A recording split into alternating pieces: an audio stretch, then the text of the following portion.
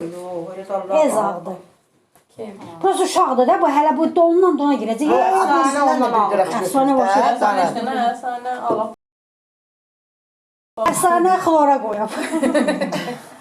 Bunun qarışığı var da ona görə. Belki de qaralar bugün altında. Hələ bir yox, bilinmir Reza. Qızaraq Beyaz, sarı beyaz qaralar. keçsin. 2 yaşından yatdan sonra uşaq tamam başqa şey Ben gün yapacaq. altında kırmızı olur. Mənim mamam da. Ama bu bilmiyorum. Heç vaxt qaralmır, qızarır.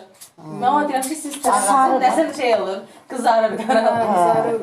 Onlar sarıdırlar. Səhərə qalanda, səhər duranda ağappaq olur. O həmin də namaz dəftərinə yerə yazılmışsan. Uzaq deyil ora. Без пробок, близко 20 минут на машине. Ne oldu ki? Уже Yəni bu yuxudan duracaq, yedizdirəsən, gedəsən də yerə O yatızdırsın getsin də səsin hasıl. Yox. Yəni çatacaq. Baxaram, probkada da onda ki yarım Saat- çıxacağım. Saat 3-4-də sıdanca yatacaq, 4-də qalmışdı. 4'te yatacağız, скорее Dörtte всего. değil. 4. Orada Baxaram. gələr. Зависит от того, насколько она проснется утром. Biraz On geç sən dursa saat 7-yə yaxşı sonra olar. yolda Biraz 7-8 geç. işləmiş. Geç dursa, biraz geç yatızdırım, bile vaxt uzadar. Olmadı, bu mahnısını qoşarsan. Oynayarsınız. Olmasa pomoşor ki də zəng elin gəlsin. Olmasa yatmasa da heç nə olmaz. Biraz dözər, mən gələndə yatızdıram.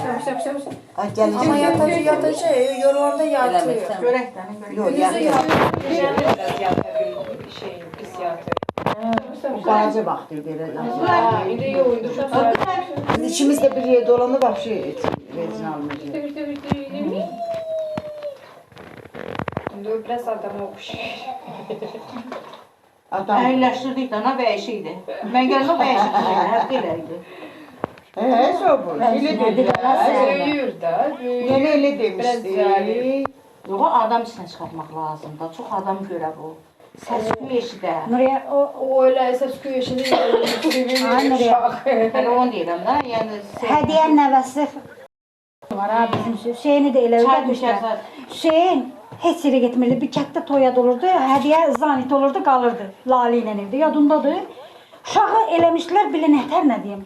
Sonra uşağı apardılar toya, uşağı apardılar. Adam uşaq səs-küy indi eşitməlidir. maşallah dünya görüşü çox şeyinin irəlidədir. Maşallah, ikənər Həm də şeyin elə bir gəzdirir anası hər yerə aparır.